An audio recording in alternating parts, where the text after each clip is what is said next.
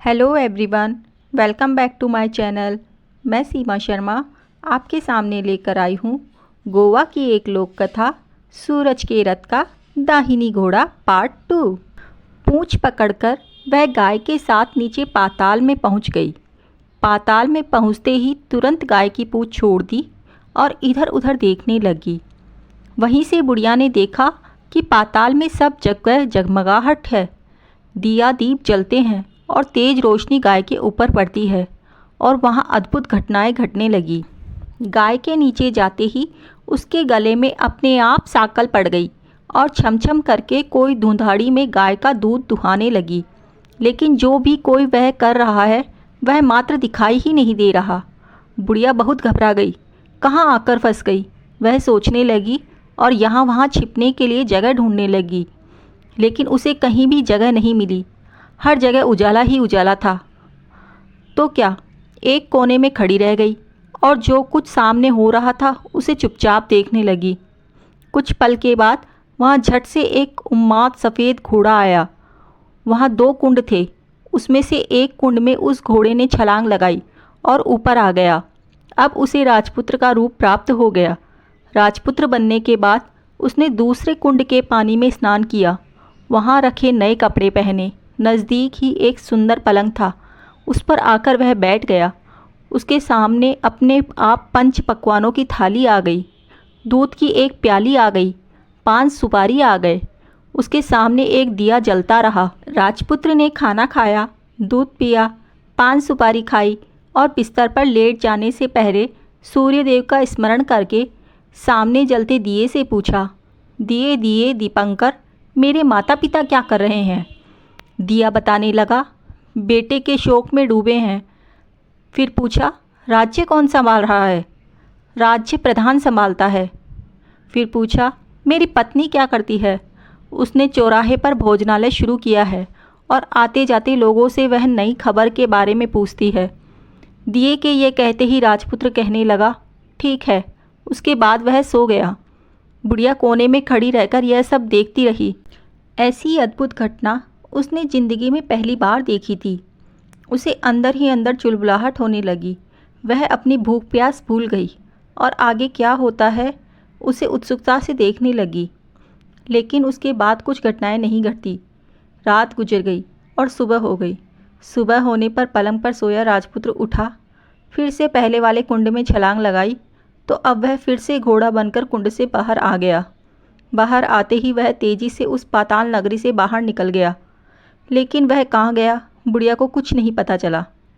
उसके बाद पिछली रात की तरह कोई उस गाय का छमछम करके दूध दोहने लगे। जैसे ही दूध दुहाना ख़त्म हुआ, उसके गले की साकल अपने आप खुल गई और वह गाय तेज़ी से ऊपर जाने वाली सीढ़ियों की ओर भागने लगी। गाय को दौड़ते देखकर बुढ़िया सोचने लगी, अब गाय के साथ यहाँ से ऊपर जाना ही समझदारी है, नहीं तो कोई मुसीबत में आकर फंस जाऊंगी और ऊपर टपक जाऊंगी। झट से उसने गाय की पूंछ पकड़ ली और गाय के साथ ऊपर आ गई। गाय अब ऊपर मैदान में पहुंची तो उस सुरंग का रास्ता अपने आप बंद हो गया और उसके मुंह पर एक बड़ा सा पत्थर पहले की तरह खड़ा हो गया। ऊपर आकर वह गाय जंगल की ओर निकल गई तो इधर बुढ़िया एकदम बावली सी हो गई। उसने पाताल नगरी में जो कुछ देखा वह जल्द से जल्द किसी को बताने के लिए उतावली हो उठी। उसे एकदम याद आया कि नगर की सीमा पर कोई औरत भोजनालय चलाती है और नई बात बताने वाले को अच्छा खाना पीना मुफ्त में देती है। वह सोचने लगी, क्यों ना मैं यह बात उस औरत को जाकर बताऊं। यदि उसे यह बात पसंद आ गई तो बाकी जीवन खाने पीने की झंझट से मुक्ति मिलेगी। बुढ़िया ने मन में तय किया और तुरंत उस भोजनालय के द्वार पर टंगे नगाड़े के सामने आकर खड़ी हो गई और ज़ोर ज़ोर से नगाड़ा बजाना शुरू कर दिया। नगाड़े का इस तरह शोर सुनकर मालकिन यानी छोटी रानी मन में प्रसन्न हो जाती है कि शायद कोई बड़ी बात है। रानी सिपाहियों को आदेश देती है, जाइए और कोई आया है उसकी अच्छी खातिरदारी कीजिए। आदेश पाते ही सिपाही नीचे दौड़कर गए तो एक बुढ़िया नगाड़ा बजा रही है। उन्होंने पूछा, क्यों री बुढ़िया, क्या हुआ, क्यों नगाड़ा बजा रही हो? बुढ़िया बोली, कुछ नहीं बेटा, यहाँ खाना मिलता है ना, इसलिए आई हूँ। खाना चाहिए? मिलेगा, लेकिन तुझे कोई नई बात बतानी पड़ेगी। हाँ बताऊँगी, एक बात मालूम है मुझे। इस पर सिपाही उसे अंदर लेकर आए। उसको मालकिन का आदेश था कि जो कोई बूढ़ा बुजुर्ग वहाँ आए उनके साथ अच्छी तरह से पेश आना, उनका अच्छा आदर आतिथ्य करना। तो सिपाही ने उस बुढ़िया का भरपूर आदर आतिथ्य किया। उसे बड़ी सी थाली भरकर व्यंजन परोसते हैं। बुढ़िया कुछ दिनों से भूखी थी, वह खाने पर टूट पड़ी। खाना खाने के बाद सिपाही ने उसे नई साड़ी पहनने को दी। उसके बाद उसे लेकर रानी के पास आए। बुढ़िया और रानी ने तुरंत एक दूसरे को पहचान लिया। बुढ़िया बोली, बेटी तुम? और रानी बोली, अम्मा तुम? बड़ी देर तक दोनों भांति भांति की बातें करती रही। आखिर कुंवरनी बुढ़िया से कहने लगी, अम्मा अब बताओ तुमने क्या नई बात देखी? नई बात? मैंने कोई नई बात नहीं देखी है। वह तो मेरे पास तुम्हें देने के लिए खाने के पैसे नहीं थे, इसलिए मैंने झूठ कहा और नगाड़ा बजाया। रानी ने कहा, अम्मा घबराना नहीं, मैं किसी को तुम्हारा नाम नहीं बताऊंगी। फिर भी बुढ़िया मैंने क्या देखा, कब देखा करके आनाकानी करने लगी। इस पर कुंवरनी ने उससे कहा, देखो अम्मा, यदि तुमने मुझे वह नई बात बताई तो मैं ज़िंदगी भर तुम्हारी देखभाल करूंगी, तुम्हें रानी माता की तरह रखूंगी। अब बुढ़िया बताने को तैयार हो गई। उसने जो कुछ उस चरवाहे के मैदान में देखा वह सब कुछ कुंवरनी को बता दिया। बुढ़िया की वे बातें सुनकर कुंवरनी को यकीन हो गया कि वह राजपुत्र ही उसी का पति है। वह तुरंत बुढ़िया से कहने लगी, अम्मा मुझे उस जगह पर ले चलो। नहीं बेटी, वह पाताल राज्य है, सांप है। यदि किसी ने तुम्हें देख लिया तो तुम्हारी जान खतरे में पड़ सकती है। लेकिन रानी उसकी एक भी नहीं सुनती, उसे उस जगह ले जाने के लिए हठ करने लगी। आखिर में बुढ़िया ने उसका कहना मान लिया और कहने लगी, ठीक है, मैं तुम्हें वहाँ लेकर चलती हूँ, पर आज ही नहीं, कल। वहाँ जाना है तो शाम को ही जाना होगा। तो दूसरे दिन दोपहर को रानी बुढ़िया के साथ उस मैदान पर गई और एक जगह छुपकर गाय आने की राह देखने लगी। दिन ढलते ही अंधेरा घेरने लगा और गाय हमेशा की तरह वहाँ आ गई। मैदान के उस कोने में जाकर उसे पत्थर पर सींग मारा तो झट से पत्थर हटकर वहाँ सुरंग में जाने का रास्ता खुल गया। गाय उस रास्ते से नीचे उतरने लगी तो बुढ़िया रानी से कहती है, जल्दी आगे बढ़ो बिटिया, हम गाय की पूँछ पकड़कर नीचे उतरेंगे। तो दोनों गाय की पूँछ पकड़कर नीचे उतर गई। बुढ़िया पहले जिस कोने में छिपी थी उस कोने में छिप गई। अब नीचे सब कुछ पहले जैसा घटित हो रहा था। गाय के गले से अपने आप साकल पड़ गई। कोई अदृश्य रूप से उसका दूध दूहने लगा। एक सफ़ेद उन्माद घोड़े ने आकर एक कुंड में छलांग लगाई तो राजपुत्र के रूप में ऊपर आया। वह राजपुत्र दूसरे कुंड में नहाने लगा। बाद में उसके सामने खाने की थाली आ गई, दूध की प्याली आ गई, पान बीड़ा आ गया। राजपूत सब ग्रहण करके सोने के लिए पलंग पर गया तो सोने से पहले सूर्यदेव का स्मरण करके वह दिए से पूछने लगा, दिए दीपंकर, मेरे माता पिता क्या कर रहे हैं? तो दिया कुछ जवाब नहीं देता, बल्कि वह बुझने लगता है। तब राजपुत्र को कुछ अघटित हुआ है इसका संदेह हो गया। वह उदास हो गया और जो कुछ हुआ है वह हो जाने दो, वह सोचने लगा और सोने के लिए बिस्तर पर लेट गया। अब रानी का संयम छूट गया। वह दौड़कर पति के पास गई और उसके पैर पकड़ने के लिए आगे बढ़ने लगी। राजपुत्र तुरंत ही पत्नी को पहचान लिया। वह झट से पीछे हट गया और चिल्लाने लगा, नहीं नहीं, मुझे मत छूना, सर्वनाश हो जाएगा। रानी दोनों हाथ जोड़कर पति से अपनी भूल स्वीकार करने लगी। स्वामी, मुझसे भूल हो गई। मुझे आपसे नहीं पूछना चाहिए था कि आप रात को कहाँ जाते हो। मैं अपनी भूल स्वीकार करती हूँ। मुझे मेरी भूल की सज़ा मिल गई है। अब आप घर चलें। आपके वियोग में आपके माता पिता ने बिस्तर पकड़ लिया है। आपकी प्रजा भी बहुत दुखी है।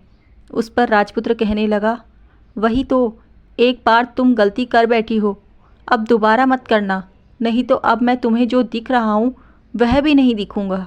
रानी अब विलाप करने लगी, ज़ोर ज़ोर से ज़मीन पर सिर पटकने लगी। राजपुत्र के मन में उसके प्रति दया उत्पन्न हो गई।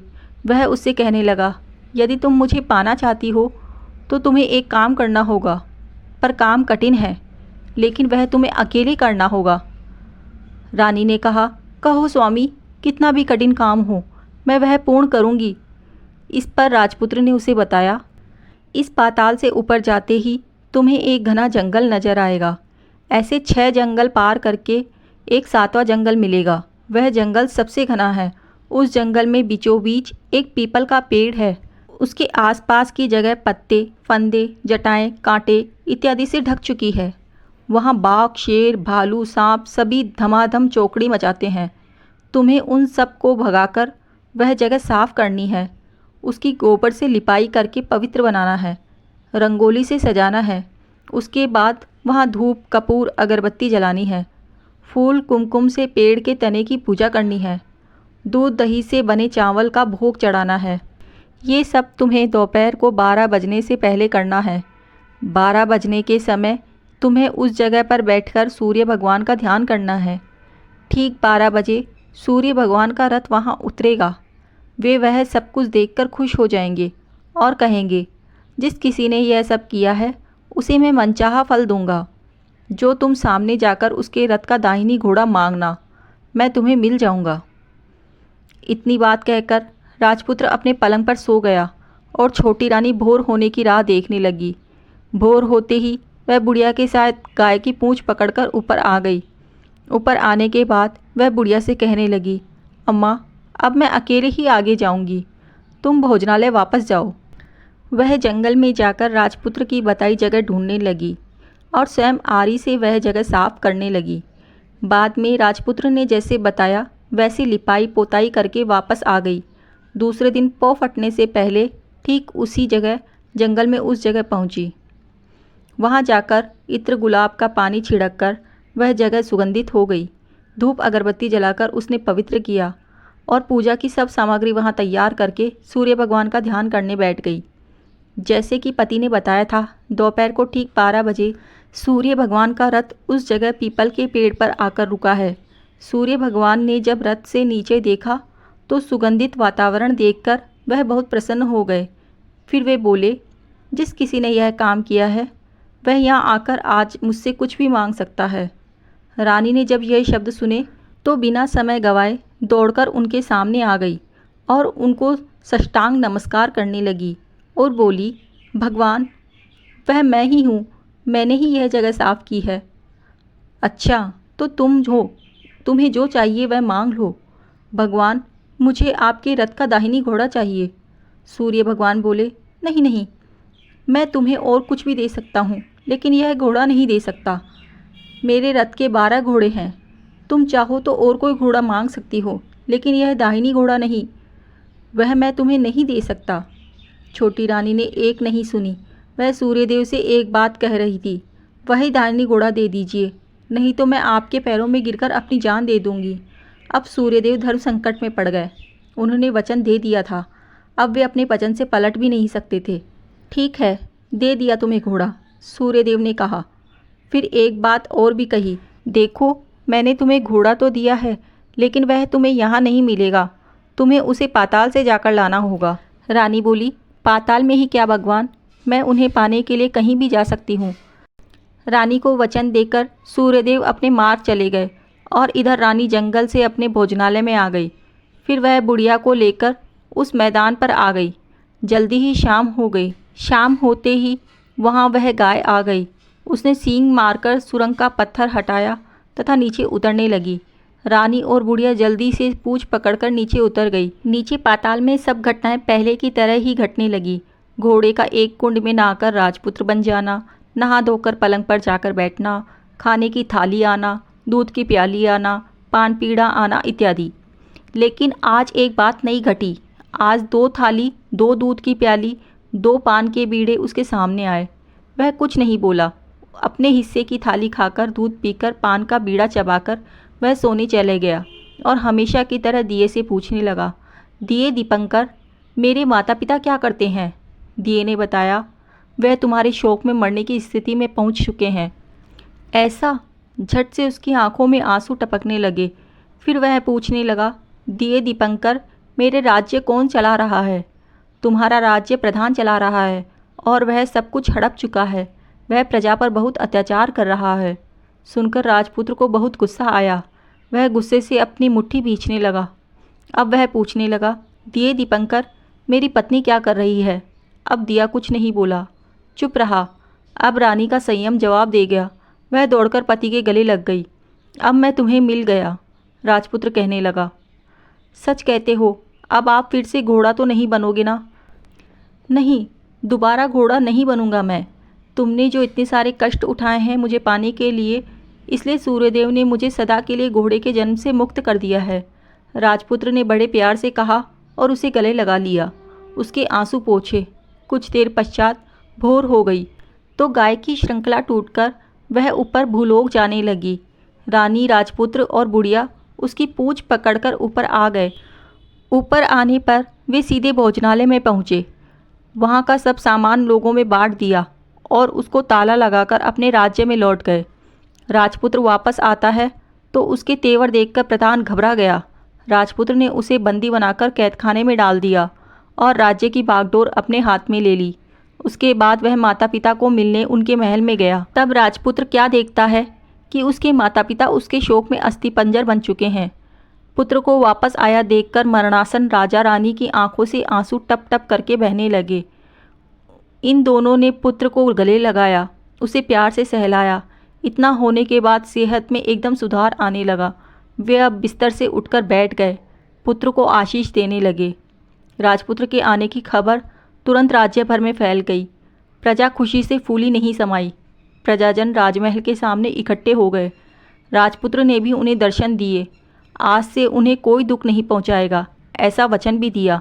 अब राजा अपने पुत्र का राज्याभिषेक करके उसे सिंहासन पर बिठाता है और बहू को महारानी का दर्जा देता है और स्वयं अपनी पत्नी के साथ ईश्वर का स्मरण करते हुए खुशी से दिन बिताते हैं। महाराज बन चुका राजपुत्र अच्छी तरह से राज्य चलाने लगा।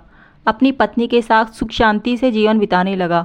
उस बुढ़िया को रानी ने अपने पास ही रख लिया और अच्छी तरह से देखभाल करने लगी। बुढ़िया और उसके बुढ़ापे के दिन खुशी से गुजरने लगे। सो फ्रेंड्स, आई होप आपको यह एक्साइटिंग स्टोरी बेहद पसंद आई होगी। If you like my story, please like, share and subscribe. Thank you so much for watching.